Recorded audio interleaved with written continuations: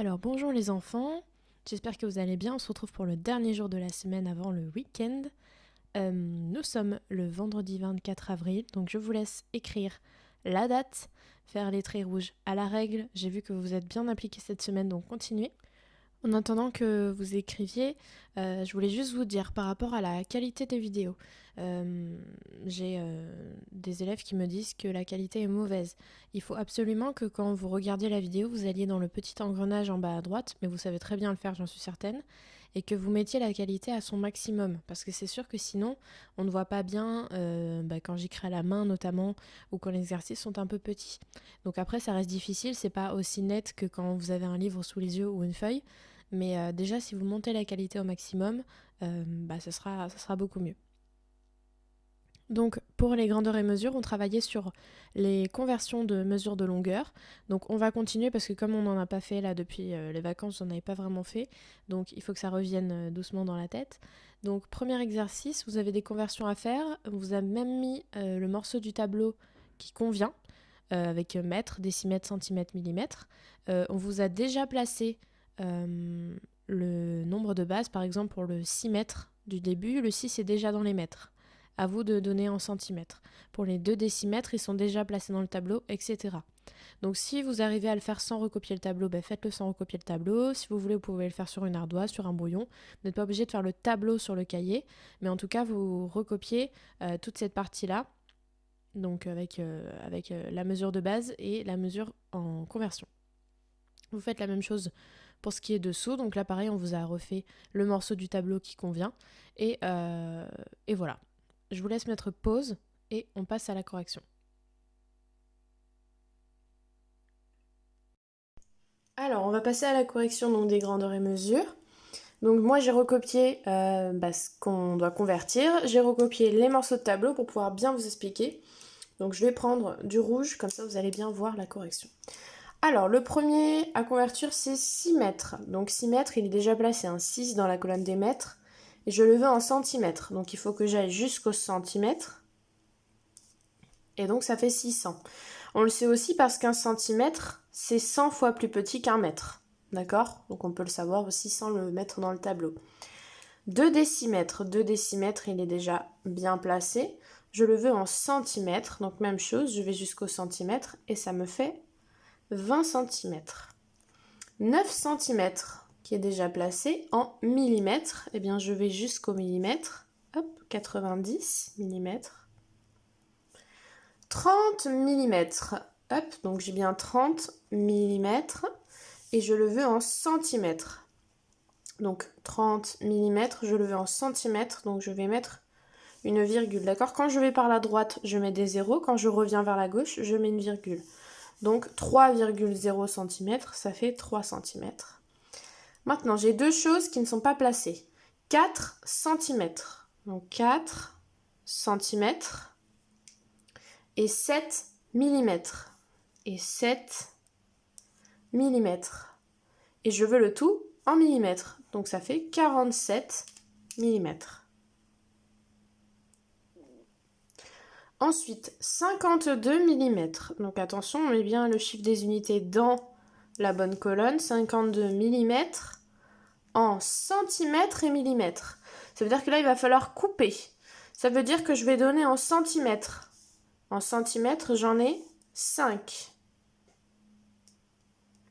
Et j'ai combien de millimètres? J'en ai 2. Je regarde dans la colonne, tout simplement. On passe au suivant. Donc le suivant, alors j'ai oublié, il y avait ça de déjà écrit. Donc 4000 mètres. 4000 mètres. En kilomètres. Donc là, on va vers la gauche, hop, et on met une virgule à kilomètres. Ça fait 4,000. Donc on peut dire aussi que ça fait 4. 8 kilomètres. 8 kilomètres. En mètres. Donc là, on va vers la droite. Je mets des zéros. Ce qui nous donne 8000. On sait aussi qu'un mètre, c'est 1000 fois plus petit qu'un mètre. Donc pourquoi? Voilà le 8000. 1250 mètres. Donc je mets bien le chiffre des unités dans les mètres et ensuite je remonte. 1250 mètres en kilomètres. Je regarde la colonne des kilomètres. j'en ai 1. Et des mètres, j'en ai 1250. Ensuite, voilà un deuxième exercice. Donc là, il s'agit d'un problème, de quelque chose de réel, pourquoi on a besoin de faire des conversions. Alors, un frère et une sœur sous la toise. La toise, vous savez, c'est quand on va chez le médecin et qu'on se fait mesurer par le médecin. Alors, Vincent mesure 1 mètre et 12 cm. Sa petite sœur mesure 98 cm. Combien de centimètres de différence ont-ils? Donc là, on vous invite à faire la conversion de la mesure de Vincent, qui est en mètres et en centimètres, et on vous indique qu'il faut la mettre en centimètres. Si on regarde ce que dit la chouette, on convertit la taille de Vincent en centimètres pour poser une soustraction, d'accord? On ne peut pas soustraire des centimètres et des mètres. Ce n'est pas possible. On ne soustrait pas des carottes et des patates, d'accord? C'est la même chose, c'est ce que je vous avais déjà dit. Donc on vous invite à faire la conversion, à mettre l'opération en ligne, ensuite à poser l'opération et à mettre une phrase réponse. Surtout une phrase réponse dans laquelle on n'oubliera pas l'unité. D'accord? Voilà, je vous laisse mettre pause aussi et on passe à la correction. Maintenant, on va corriger le problème du frère et de la sœur sous la toise. Donc moi j'ai refait un petit schéma. Vincent, donc il mesure 1 mètre et 12 cm et sa petite sœur mesure 98 cm. Combien de centimètres de différence ont-ils? Conversion mètre-centimètre en centimètres. Donc en fait, il va falloir que je convertisse la taille de Vincent, qui est en mètres et centimètres. Il faut que tout le monde soit en centimètres pour que je puisse calculer. D'accord? Comme je vous ai dit, on ne mélange pas les torchons et les serviettes. Il faut qu'on ait que des centimètres ou que des mètres ou que des millimètres, mais pas un peu de mètres et un peu de centimètres. Donc on va transformer 1 mètre et 12 centimètres tout en centimètres. Donc là, vous savez quoi, on va réutiliser le tableau du dessus. Donc, on va utiliser celui-là là, avec les mètres et les centimètres. J'ai 1 mètre, 1 mètre et 12 centimètres. Et 12 centimètres. Donc en centimètres, ça fait bien 112. Donc je reprends. 1 mètre et 12 centimètres, ça fait 112 centimètres. Ok? Donc si vous faites 1 mètre, je ne sais pas quelle taille vous faites, 1 mètre 40, ça veut dire que vous faites 140 centimètres. Opération en ligne. Maintenant, donc, je rappelle la question qui était combien de centimètres de différence ont-ils? Donc quand on entend le mot différence, ça veut dire qu'ils n'ont pas la même taille. Je dois chercher de combien est la différence. Donc je vais faire une soustraction. Je vais faire la taille de Vincent moins la taille de sa petite sœur et je vais trouver la réponse. Alors je vais poser l'opération. 112 moins 98. Je fais bien montrer à la règle.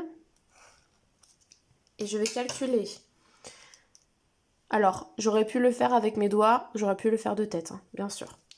2 moins 8. Est-ce que c'est possible? Non. Donc ce que je vais faire, c'est que je vais aller casser là. J'ai 0 et maintenant j'ai 12. 8 pour aller à 12, 4. 0 moins 9, je ne peux pas. Donc, hop, je mets un 0. Et j'ai maintenant 10 moins 9 qui me fait 1 et 0 moins rien. 0. Donc la réponse est 14. On aurait vraiment pu le faire de tête. Hein. 14. Et je n'oublie pas la phrase réponse. Combien de centimètres de différence ont-ils? Ils ont 14 centimètres de différence. Voilà pour ce problème. Ensuite, un dernier exercice pour la grandeur et mesure. Donc, pareil, c'est quelque chose dans lequel la conversion est utile. Les Scooby-Doo de Morgane. Pour fabriquer un Scooby-Doo, Morgane a besoin de 4 fils de 30 cm chacun. D'accord? Vous savez tous qu'un Scooby-Doo, il faut 4 fils. Elle veut fabriquer 5 Scooby-Doo. Donc, première question, quelle longueur de fil doit-elle acheter? Avec la réponse en mètres. Donc, on vous guide. Quelle longueur de fil doit-elle acheter? Avec la réponse en mètres. Il y a 2 manières de résoudre ce problème. Donc, on vous guide à chaque fois l'opération en ligne et la phrase réponse. Et puis ensuite, on vous demande de trouver l'autre façon. Servez-vous de ce que dit la chouette. On peut calculer d'abord la longueur nécessaire pour un Scooby-Doo. Ça va être la première technique. Et on peut calculer aussi le nombre total de fils nécessaires. Donc à vous de faire les deux techniques. Aidez-vous de ce qu'on vous dit là, hein, pour vous aider à savoir ce qu'il faut faire petit à petit. Et ensuite, on passe à la correction. Donc mettez bien pause, d'accord? Parce que je sais qu'il y en a qui ne mettent pas pause et qui regardent tout de suite la correction et qui copient la correction. Moi, je préfère voir un enfant qui s'est trompé mais qui a essayé plutôt qu'un enfant qui regarde la vidéo, qui ne met pas les pauses et qui attend que je donne la correction. Là, vous n'apprenez rien. Donc vraiment, mettez pause et faites l'exercice. Non, on va corriger l'histoire des Scooby-Doo. Alors les Scooby-Doo, pareil, j'ai essayé de faire un petit résumé de ce qu'on m'a expliqué. On m'a expliqué que pour faire un Scooby-Doo, j'ai besoin de 4 fils. Que un fil mesure 30 cm et moi je cherche à savoir quelle longueur de fil je vais acheter pour faire 5 Scooby-Doo. Alors j'ai deux méthodes. Soit je calcule la longueur pour un seul Scooby-Doo. Ça veut dire mes 4 fils là, il me faut combien de longueur de fil pour faire un seul Scooby-Doo, sachant que j'ai 4 fils. Et ensuite, on me dit d'essayer autre chose, de calculer le nombre total de fils nécessaires. Si je fais 5 Scooby-Doo, il me faut combien de fils? Et du coup, quelle sera la taille? Donc on va faire d'abord la première chose, calculer la longueur pour un Scooby-Doo. Donc je rappelle, pour un Scooby-Doo, j'ai 4 fils. Ok? Et un fil mesure 30 cm. Ça veut dire que j'ai 30 cm qui est multiplié par chacun des fils, donc par 4 fils. D'accord? J'ai 4 fils de 30 cm pour faire un Scooby-Doo. Ok? 30 x 4, eh bien c'est très facile. 4 x 0, 0. 4 x 3, 12. Donc j'ai 120. Donc 120, un Scooby-Doo.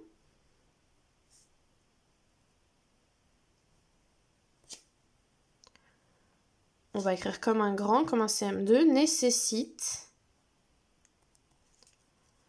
une longueur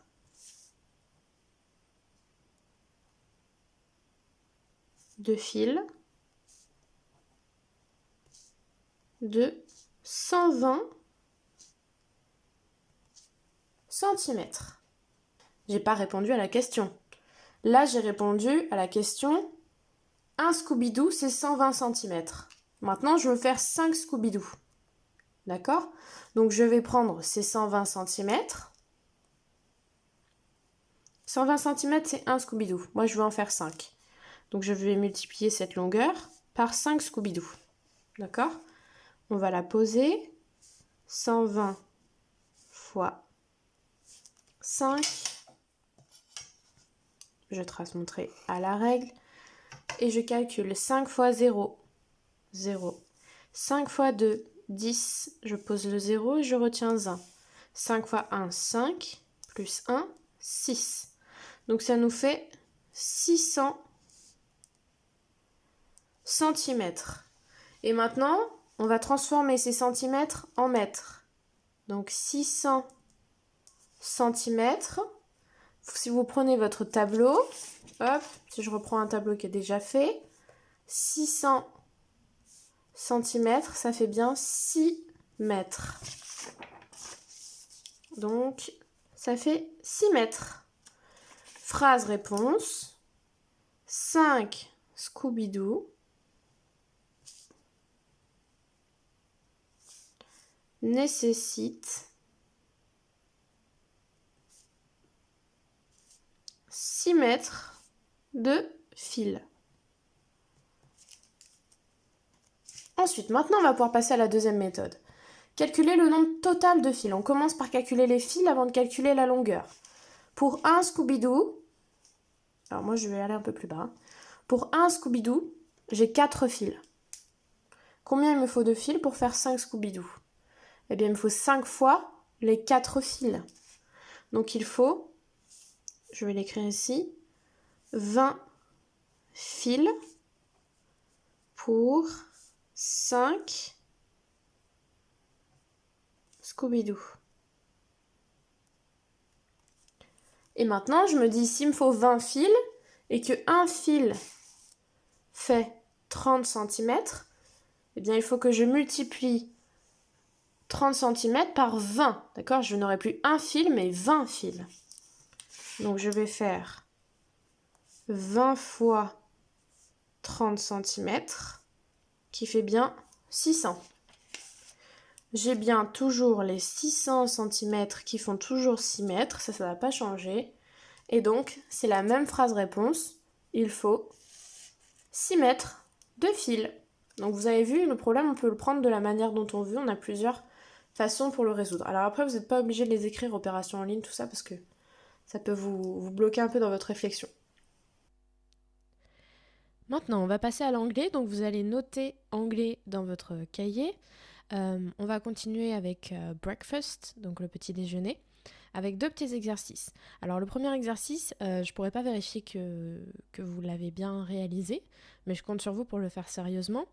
Je vais dire des noms d'aliments qui se trouvent sur l'image ici, et ça va être à vous de dire et de montrer, d'accord, listen, ça veut dire écoute, and point, et montre, d'accord, et pointe. Donc je vous laisse pointer sur votre écran à chaque fois ce que je montre. Donc je compte sur vous pour le faire sérieusement. Okay, so for the breakfast, I take milk and coffee. Sometimes I eat toast with butter and marmalade. I also like orange juice and pancakes. And my mom take marmalade on his toast. Donc, j'espère que vous avez bien tout pointé. Donc ici, je vous écoute. Donc milk, orange juice, butter, coffee, marmalade, okay, also marmalade, toast and pancakes. Donc voilà pour ça. Maintenant, je vais vous donner des noms d'aliments et vous allez dire si c'est plutôt savory. Donc, normalement, vous avez reconnu avec la petite image savory, ça veut dire salé, d'accord? And sweet, vous avez ici sugar. Sugar, c'est le sucre, donc sucré. Donc, à vous de dire si c'est plutôt savory ou sweet, d'accord? Okay, so first, is it sweet or savory? An apple. Donc, je vous laisse dire à la maison, je vous fais confiance. An apple, it's sweet. Bacon and eggs. Is it sweet or savory? It's savory. A banana. It's sweet. Beans. It's savory. Donc c'est les haricots. Hein. J'espère que vous avez bien appris la liste, parce que comme ça, vous pouvez bien répondre. Répondez bien hein, avant que je dise la réponse. Bread. Bread. It's savory. Butter. Butter. It's savory. A carrot. It's savory. Cereals. Cereals. It's sweet. Cheese. Cheese. It's savory. Chocolate. Chocolate. It's sweet. Coffee. Coffee. It's sweet. Fish and chips. Fish and chips. It's savory. Fruit juice. Fruit juice. It's sweet. Honey. Honey. It's sweet. Jam. Jam. It's savory. Lemonade. Lemonade. It's sweet. A lettuce. A lettuce. It's savory. A melon. A melon. It's sweet. Milk. Milk. It's sweet. An onion. An onion. It's savory. An orange. An orange. It's sweet.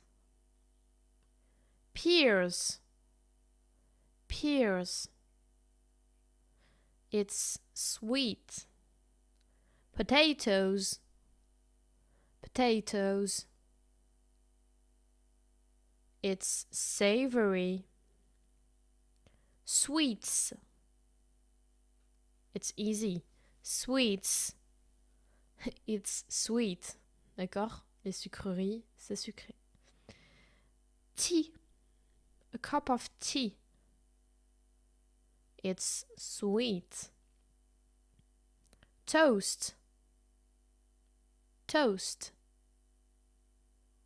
It's sweet. Tomatoes. Tomatoes. It's savory. And that's all. Donc c'est terminé, nous avons tout dit. J'espère que vous avez bien dit sweet or savory. J'espère que vous avez bien compris tous les mots que j'ai dit. Sinon, je vous invite à revoir la vidéo de la dernière fois avec la liste des aliments et leur traduction. C'est très important de connaître cette liste. Si vous allez un jour dans un restaurant ou dans un hôtel où on parle anglais, eh ben, il sera très utile de pouvoir dire ce que vous souhaitez manger. D'accord ? C'est très très important de le savoir. Ensuite, on va passer au lexique. Donc je vous laisse écrire lexique, faire les 2 traits rouges à la règle. Et en attendant, je vous explique sur quoi on va travailler. On avait travaillé sur ce qu'on appelle les inférences. Les inférences, c'est tout ce qui, dans un texte, n'est pas clairement dit, mais que l'on peut trouver avec des indices. Donc on avait déjà fait ça la dernière fois, vous aviez eu un petit peu de mal, mais avec l'entraînement, vous allez devenir de plus en plus fort. Donc je vous invite à mettre pause pour lire le texte. Ensuite, vous regardez bien les 2 questions, vous répondez aux 2 questions et ensuite, on corrige. Donc c'est parti pour la correction. Je vais lire le texte et ensuite on va chercher ensemble. Tonton Zéro transpirait à grosses gouttes, sa respiration s'accélérait, ses yeux s'arrondissaient comme des soucoupes. Il allait bientôt hurler, je le voyais bien. Alors, je lui ai tapé gentiment sur l'épaule et j'ai dit « Ne te mets pas dans cet état, tonton !» Puis, j'ai appuyé sur le bouton « Arrêt » de la télécommande. 2 questions. Que font tonton Zéro et son neveu ? Pourquoi tonton Zéro a-t-il eu cette réaction ? Donc, hop, je mets pour pouvoir écrire la correction. Tonton Zéro, donc, qu'est-ce qu'on nous dit sur lui ? D'accord ? Qu'est-ce qu'ils sont en train de faire ? Alors, il transpire à grosses gouttes. Il a la respiration qui s'accélère. Les yeux qui s'arrondissent comme des soucoupes. Donc ça, déjà, on peut trouver quelle émotion il a, c'est qu'il a peur. D'accord ? Il allait bientôt hurler. Donc ça confirme ce qu'on dit, je le voyais bien. Alors, je lui ai tapé sur l'épaule et j'ai dit « Ne te mets pas dans cet état ». Donc, il est dans un mauvais état, il a vraiment peur. Donc, il a peur, et pourquoi ? Puis, j'ai appuyé sur le bouton « Arrêt » de la télécommande. Eh bien, s'il appuie sur la télécommande, ça veut dire qu'ils sont en train de regarder quelque chose sur une télévision. et il s'agirait de quelque chose qui lui fait peur. Donc on peut être précis ou pas très précis, comme on veut. Après, il ne faut pas qu'on invente quelque chose qui n'est pas dit. Donc que font tonton Zéro et son neveu? Tonton Zéro et son neveu sont en train de regarder la télé, d'accord? On le sait puisqu'il y a le mot télécommande. Pourquoi tonton Zéro a-t-il eu cette réaction? Il a eu cette réaction car quelque chose lui a fait peur à la télévision. Tout simplement. Comme ça, on n'invente pas quelque chose qui n'est pas dit et en même temps, on explique ce qu'on a compris du texte. On va passer au deuxième, donc je vous laisse le lire, mettre pause, répondre à la question et relancer pour la correction. Alors, je lis le texte. Le groupe avançait lentement. Remarquez la composition en fuite vers l'horizon, continua la femme de sa voix monocorde. Remarquez également la touche de roue presque fluorescent que l'artiste a posée autour de l'œil du perdreau. Maxime s'approcha de la fenêtre. Là-bas, vers la tour Eiffel, un bateau-mouche glissait sur l'eau. Où se passe cette scène? Alors, là, c'est pareil. On peut être très précis ou pas très précis. On va voir ce qu'on nous donne comme indice. Donc, il y a un groupe, qu'est-ce que j'ai compris? Il y a un groupe, il y a une dame qui parle, qui dit des choses sur un artiste, qui dit des choses précises sur un artiste. Il y a un petit garçon qui s'appelle Maxime qui va près de la fenêtre et qui voit quoi? La tour Eiffel et un bateau-mouche. Donc, nous, en région parisienne, on est avantagés par rapport aux autres élèves de France, puisque nous, on sait ce qu'est un bateau-mouche et on sait où se trouve la tour Eiffel. D'accord? Donc, cette scène se passe évidemment à Paris. J'espère que vous l'aviez tous trouvé. Et on pourrait être plus précis. Ça se passe à Paris, mais là, on nous parle d'un artiste. Donc, ça se passe à Paris, au musée, dans un musée. Donc, cette scène se passe à Paris, dans un musée. Voilà. Alors, si on veut, on pourrait préciser le nom d'un musée, mais on n'a pas de précision sur le musée dont il s'agit, donc on reste précis sur ce qu'on sait. Ensuite, encore un autre texte un petit peu plus long, donc lisez bien, on aura peut-être un peu plus d'indices. Donc lisez bien ce texte, mettez pause et on se retrouve après pour la correction. Donc c'est parti pour la correction, je vais lire le texte comme tout à l'heure. Un trou noir, un immense trou noir. Je ne me souvenais de rien. Qu'est-ce que je faisais là, à marcher le long de cette route déserte, en pleine nuit? Je savais qu'il s'était passé quelque chose, mais quoi? J'avais très mal à la tête. La jambe de mon pantalon était déchirée. Est-ce que je m'étais battue? Ou m'avait-on attaqué? Une voiture s'est arrêtée à ma hauteur. Le conducteur a baissé la vitre et m'a demandé: Monsieur, avez-vous besoin d'aide? Non, non, enfin, je ne sais pas, peut-être. Pouvez-vous me dire où nous sommes? Sans répondre, l'homme a ouvert la portière et m'a aidé à m'asseoir. Ne vous inquiétez pas, je vous emmène à l'hôpital. C'est en arrivant au carrefour des 4 vents que tout m'est revenu. La tache d'huile, le fossé. L'homme a ralenti et m'a demandé: C'est la vôtre? Oui, c'était bien la mienne. Qu'est-il arrivé à cet homme? Alors là, on a beaucoup d'informations, on a 2 personnes qui parlent, qui se parlent entre elles. Donc, qu'est-ce qui est arrivé à ce monsieur? Déjà, on nous parle d'un trou noir. C'est un monsieur qui ne se souvient pas de ce qui s'est passé, il ne sait pas pourquoi il est là, il sait qu'il a mal à la tête, qu'il s'est fait mal à la jambe, d'accord? La jambe de mon pantalon était déchirée. Il sait pas ce qui s'est passé, mais bon, il n'est pas dans un très bon état, il a un petit peu mal partout, etc. Il y a un monsieur qui s'arrête au bord de la route, d'accord? Le conducteur a baissé la vitre et m'a demandé: Monsieur, avez-vous besoin d'aide? Donc il y a une personne qui arrive pour lui apporter de l'aide, et lui, il lui demande: excusez-moi. Il lui dit: Est-ce que vous pouvez me dire où nous sommes? D'accord, donc c'est une personne qui est totalement perdue. Et ensuite, il y a un homme qui dit: Je vous emmène à l'hôpital. Donc c'est qu'il doit vraiment être dans un mauvais état, ce monsieur. Et ensuite, c'est en arrivant au carrefour des 4 vents, donc un endroit, que tout m'est revenu. La tache d'huile, le fossé. L'homme a ralenti et m'a demandé: C'est la vôtre? Oui, c'était bien la mienne. Donc oui, c'était bien la mienne. Qu'est-ce qu'il peut y avoir dans ce fossé? On nous parle d'une tache d'huile. Donc évidemment, on parle d'une voiture. Donc il y a une voiture dans un fossé qui est la voiture du monsieur. Donc là, ça y est, on sait. Qu'est-il arrivé à cet homme? Eh bien, cet homme a eu un accident de voiture, tout simplement, d'accord? Et comme il a eu cet accident, il est un petit peu en état de choc, donc c'est pour ça qu'il se rappelle de rien. C'est pour ça qu'il a mal à la tête, parce que ça a dû taper sa tête. C'est pour ça que son pantalon est déchiré, etc. Qu'il y a une personne qui l'aide au bord de la route et qui va l'emmener à l'hôpital. Donc voilà pour ça. Vous avez vu, c'est assez long, mais si on ne comprend pas qu'il s'agit d'un accident de voiture, on lit et on a du mal à comprendre pourquoi le monsieur veut l'emmener à l'hôpital, pourquoi il est perdu, etc. Donc c'est très important de travailler là-dessus. Quand on lit un texte, il faut toujours essayer de trouver dans son cerveau tout ce qu'on ne nous dit pas mais qui est super important. On passe maintenant à la dictée. Donc je vous cache la dictée. Je vous invite à écrire dictée bilan, d'accord, puisque nous sommes vendredi. Et puis on va voir ce que ça donne. Et j'espère que vous allez faire pas un sans faute, mais j'espère que vous allez tout donner pour y arriver le mieux possible. Ok, on y va, donc je voulais vous la lire en entier d'abord. Apprendre pour enrichir sa pensée, sa connaissance, son action sur le monde, c'est depuis toujours la passion des hommes. C'est aujourd'hui un droit que proclame clairement la Convention relative aux droits de l'enfant. D'accord, on avait travaillé ça. Pourtant, dans le monde, beaucoup d'enfants ne reçoivent aucune formation scolaire.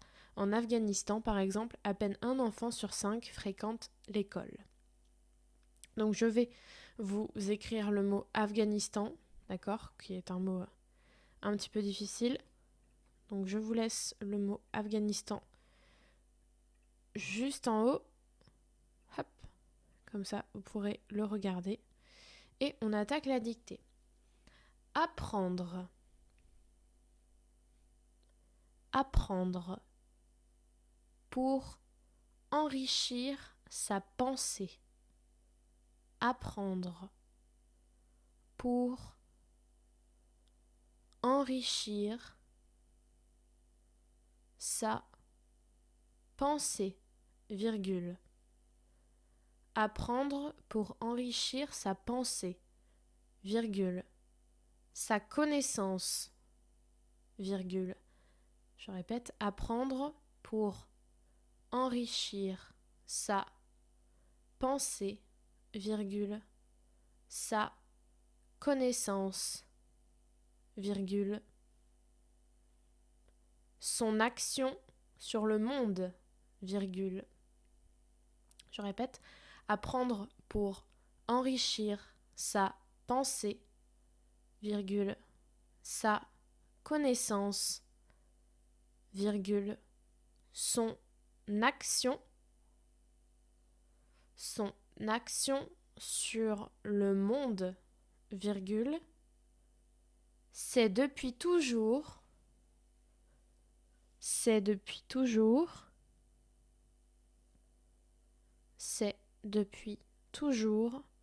la passion des hommes. Alors attention, c'est les hommes en général, les hommes et les femmes, d'accord? Son action sur le monde, virgule, c'est depuis toujours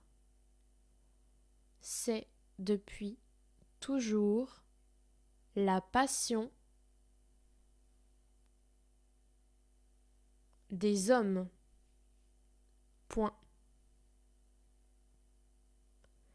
C'est aujourd'hui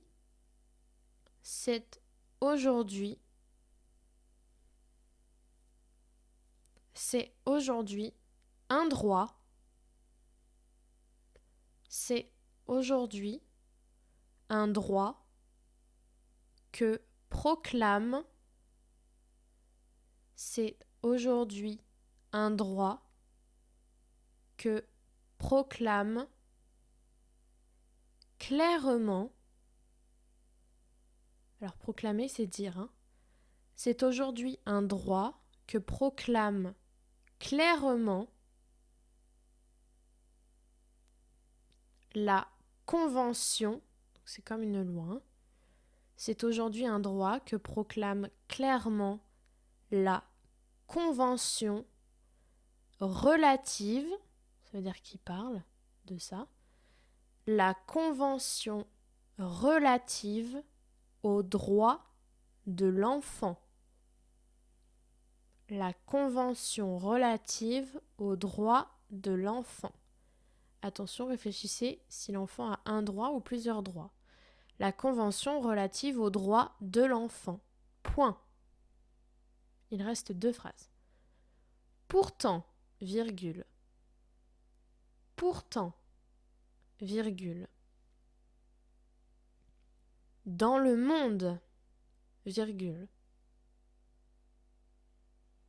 Pourtant, virgule. Dans le monde, virgule. Beaucoup d'enfants. Pourtant, virgule, dans le monde, virgule. Beaucoup d'enfants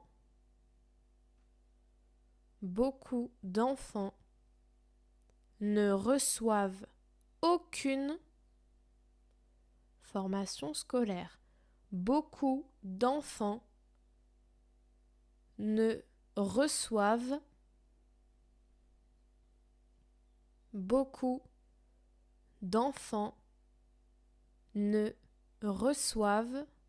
aucune formation scolaire. Point. Pourtant, virgule, dans le monde, virgule, beaucoup d'enfants ne reçoivent aucune formation scolaire. Point. Dernière phrase. En Afghanistan. Regardez bien comment ça s'écrit, c'est pas facile. En Afghanistan. Donc c'est un pays, hein. En Afghanistan, virgule. Par exemple, virgule. En Afghanistan, virgule. Par exemple, virgule. À peine un enfant sur 5 en Afghanistan, virgule. Par exemple, virgule. À peine un enfant sur 5 fréquente l'école. À peine un enfant sur 5 fréquente l'école. Point final. Je vais la relire. Si vous avez raté des morceaux, n'hésitez pas à revenir en arrière. Apprendre pour enrichir sa pensée, virgule, sa connaissance, virgule, son action sur le monde, virgule, c'est depuis toujours la passion des hommes. Point. C'est aujourd'hui un droit que proclame clairement la Convention relative aux droits de l'enfant. Point. Pourtant, virgule, dans le monde, virgule, beaucoup d'enfants ne reçoivent aucune formation scolaire. Point. En Afghanistan, virgule, par exemple, virgule, à peine un enfant sur 5 fréquente l'école. Point final. Je vous laisse maintenant c'est un automatisme, je vous laisse chercher au moins les sujets, les verbes, voir si vous avez bien accordé. Je vous laisse aussi chercher tout ce qui est singulier, pluriel, avec les noms communs et les déterminants, et pourquoi pas les adjectifs si vous les trouvez. D'accord ? Attention également aux majuscules qui se cachent dans certains mots de cette dictée. Et je vous l'affiche. Alors, apprendre pour enrichir sa pensée. Donc là, nous avons deux verbes qui sont à l'infinitif, apprendre et enrichir, sa pensée, et attention, sa connaissance, son action sur le monde, c'est, on peut dire cela est, depuis toujours la passion des hommes. Attention à cette majuscule puisque nous parlons des hommes et des femmes, d'accord ? C'est les hommes en général. C'est, donc cela est, aujourd'hui un droit que proclame. Donc, proclame, c'est le verbe. Qui est-ce qui proclame ? C'est, attention, le sujet est inversé, c'est la Convention relative aux droits de l'enfant qui proclame. D'accord ? C'est elle qui dit. Donc, proclame, c'est elle. Donc, je mets un E. La Convention relative aux droits. Attention, les enfants ont plusieurs droits, on l'avait vu ensemble. Aux droits de l'enfant. Pourtant, dans le monde, beaucoup d'enfants ne reçoivent aucune. Donc, reçoivent, c'est le verbe. Qui est-ce qui reçoivent ? C'est beaucoup d'enfants. Donc, c'est il avec un S, le pronom. Donc, ENT. aucune formation scolaire. En Afghanistan, attention à l'écriture de ce mot difficile, par exemple, à peine un enfant sur 5 fréquente, voilà le verbe, fréquenter, d'accord? Qui est-ce qui fréquente? C'est un enfant sur 5, donc c'est il, l'école. Elle n'était pas très très difficile. Au niveau des accords, en tout cas, c'est au niveau des mots qu'elle était un petit peu plus difficile. Donc, j'espère que vous avez bien réussi. On passe maintenant au calcul posé. Donc, voici les calculs que vous devez faire. Et puis, normalement, ça devrait aller. Suivez bien ce que je vous ai expliqué dans déjà les vidéos précédentes. Je pose proprement. J'ai des carreaux, j'ai des lignes, je me sers de ces carreaux pour mettre un chiffre par carreau. J'utilise les lignes pour tracer des traits propres. J'utilise des couleurs si j'ai besoin. Il n'y a aucune honte, aucun problème à utiliser des couleurs si j'en ai besoin. Il vaut mieux quelqu'un qui a utilisé des couleurs mais qui ne s'est pas trompé plutôt que quelqu'un qui est allé vite, qui a posé n'importe comment son opération, qui ne s'y retrouve plus. D'accord ? Donc prenez le temps de les poser. Plus vous prenez le temps de les poser, plus vous êtes quasiment sûr d'avoir juste. D'accord ? Prenez également les tables de multiplication si vous avez besoin. Utilisez vos doigts si vous avez besoin. D'accord ? Même si c'est pour faire 7 plus 2, utilisez vos doigts si vous n'êtes pas sûr. Ça serait dommage de faire une erreur d'étourderie. Et ensuite, je vous laisse avec la correction. Maintenant, on va passer à la correction des opérations. Donc moi, je vais rester en rouge pour que vous puissiez bien voir. La première opération, c'est une addition toute simple. 2819 plus 4891. Vous avez vu que j'ai bien posé ces propres. Donc si moi, je suis capable de le faire, vous êtes capable de le faire tout à fait aussi.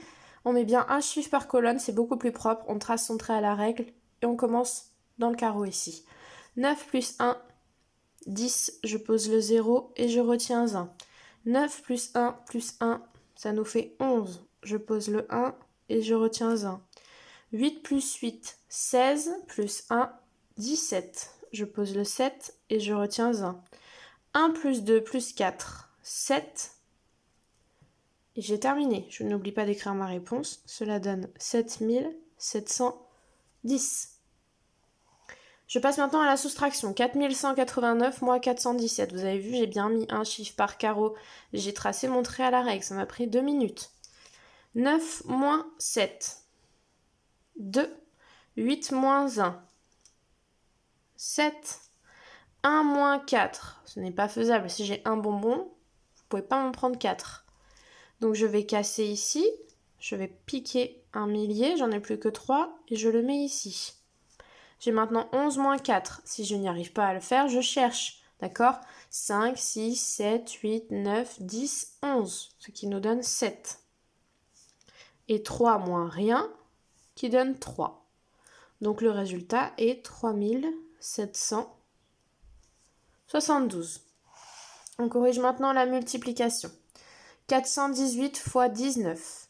On y va, on va commencer par ce chiffre-là que je vais mettre en rouge. On ne s'occupe plus du 1, il n'existe plus.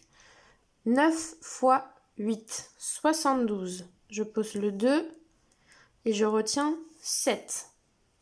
9 fois 1, 9 plus 7, 16. Je pose le 6 et je retiens 1. 9 fois 4, 36 plus 1, 37. Et comme je suis au bout, je pose tout. Maintenant qu'on s'est occupé du 9, alors je n'ai pas de vert, on va s'occuper du 1. Et comme on doit commencer en dessous, on va commencer ici, donc on va mettre un 0 là. Et on commence ici dans les dizaines. 1 fois 8, 8. 1 fois 1, 1. 1 fois 4, 4. Maintenant, je n'ai plus qu'à tracer mon trait. Sur la ligne, je vais mettre des lignes qui sont tracées. Je mets le signe plus. Et je calcule 2 plus 0, 2. 6 plus 8. Donc, je sais que 8 et 8 font 16. Donc, j'enlève 2, ça me donne 14. Et je retiens 1. 7 plus 1 plus 1, cela fait 9. Et 3 plus 4, cela fait 7. Le résultat est donc 7942. On termine avec la division. J'ai 589 divisé par 3. Donc, on va commencer par quoi? Est-ce qu'on commence par 5? Est-ce que dans la table de 3, je vais trouver quelque chose qui se rapproche de 5? Oui, d'accord, c'est plus grand que 3, donc je peux prendre 5. Le minimum qu'il fallait avoir, c'était 3, d'accord? Donc, dans la table de 3, qu'est-ce qui se rapproche le plus de 5? Eh bien, 3 fois 1, d'accord? 5 moins 3, cela fait 2. Maintenant, je descends le 8. Je descends pas le 9, je descends petit à petit. Je descends le 8, j'ai maintenant 28. Est-ce que quelque chose dans la table de 3 se rapproche de 28? Oui. Alors, j'ai 3 fois 4, 12, 3 fois 5, 15, 3 fois 6, 18, 3 fois 7, 21, 3 fois 8, 24, 3 fois 9, 27, et 3 fois 10, 30. Donc je ne vais pas pouvoir faire 28 moins 30, donc je vais prendre 3 fois 9, donc je vais pouvoir enlever 27. 28 moins 27, cela fait 1. Et je continue tranquillement, je vais maintenant baisser mon 9. Et j'ai 19. Qu'est-ce qui dans la table de 3 se rapproche le plus de 19? Eh bien on a 3 fois 6, 18, et 3 fois 7, 21. Je ne vais pas pouvoir faire 19 moins 21, donc je prends celui d'avant. 3 fois 6, 18, donc je fais 19 moins 18. Et il me reste 1. Maintenant, je me demande si j'ai terminé ma division. Est-ce que 1 est plus petit que 3? Oui, donc cela veut dire que j'ai terminé. Cela fait 196, reste 1. Enfin, un petit problème, donc je vous le lis. Combien de carrés de chocolat la souris a-t-elle mangé? Donc vous avez ici, on va dire que c'est la boîte dans laquelle il y avait tous les carrés de chocolat. Et vous voyez bien qu'il en manque une bonne partie. Et on vous demande combien elle en a mangé. Donc à vous de trouver une stratégie pour arriver à me dire combien de carrés il y avait dans cette boîte et combien elle en a mangé. Maintenant, on va corriger le petit problème avec la souris et le chocolat. Donc vous avez vu, moi j'ai recopié, j'ai refait ce que je voyais à l'écran. Et déjà pour le recopier, il a fallu que je me pose certaines questions. Pour faire la ligne d'en bas, ça n'a pas été compliqué puisque j'ai tous les carrés de chocolat, j'en ai 5. Ok? Dans cette ligne-là, comment j'ai fait pour savoir qu'il y avait 1, 2, 3, 4, 5, 6? Eh bien, je vois bien que dans les espaces, il y a du chocolat ici, un espace qui correspond à un carré de chocolat, je le vois avec la taille dessus d'à côté, et même chose ici. Donc je sais que j'ai 6. Et après, c'est un carré, donc j'ai plus qu'à mettre aussi 6 là et aussi 5 là. J'ai remis les carrés de chocolat à leur place et on nous demande combien de carrés la souris a-t-elle mangé. Donc là, c'est super facile, je n'ai plus qu'à compter. 1, 2, 3, 4, 5, 6, 7, 8, 9, 10, 11 et 12. D'accord? Ça, c'est la façon, disons, la plus simple où j'ai même pas besoin de calculer quoi que ce soit. Je peux aussi me dire que un carré, vous vous rappelez que si je multiplie la colonne par la ligne, je vais avoir le nombre au total de carrés. Regardez, ça fait 1, 2, 3, 4, 5, 6. 6 fois 1, 2, 3, 4, 5. 6 fois 5, ça fait 30. Donc je sais que toute la tablette là fait 30 carrés. Ok? Et maintenant, je peux compter ce qui a déjà été pris. 1, 2, 3, 4, 5, 6, 7, 8, 9, 10, 11, 12, 13, 14, 15, 16, 17. Et 30 moins 17, alors j'ai du mal à compter. 1, 2, 3, 4, 5, 6, 7, 8, 9, 10, 11, 12, 13, 14, 15, 16, 17, 18. Voilà, 18. Et 30 moins 18, ça fait bien 12. Donc vous avez vu, on a tous un cerveau différent, on a tous une façon de calculer différente. Il y en a tout de suite au premier coup d'œil, ils ont compté hop, dans les espaces blancs et ils ont compris. Le mieux quand même, c'est de recopier. Comme ça, on n'a plus qu'à compter. Et si vous n'avez pas recopié, vous regardez sur votre écran, vous essayez de voir un petit peu la taille de la tablette, combien la tablette peut faire au total, vous enlevez le carré déjà mangé.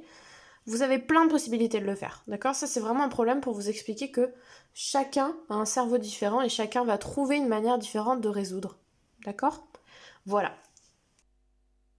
Et nous avons terminé pour aujourd'hui. Donc vous avez vu que c'était un petit peu moins long aujourd'hui, mais c'est normal, nous sommes vendredi, nous terminons la semaine. Pensez à vous reposer ce week-end, pensez à m'envoyer surtout vos productions, sinon je ne sais pas ce que vous savez faire, pas faire, je vous le redis, mais moi je suis très souvent en réunion avec Madame Bécamel, où on doit dire, voilà, tel enfant travaille très bien, est toujours à l'heure, fait très bien son travail, et tel enfant, je n'ai pas son travail, je ne sais pas ce qui est fait à la maison, alors que si ça se trouve, vous travaillez très bien, mais il faut m'envoyer absolument la photo. Je vous dis à lundi et je vous souhaite un bon week-end.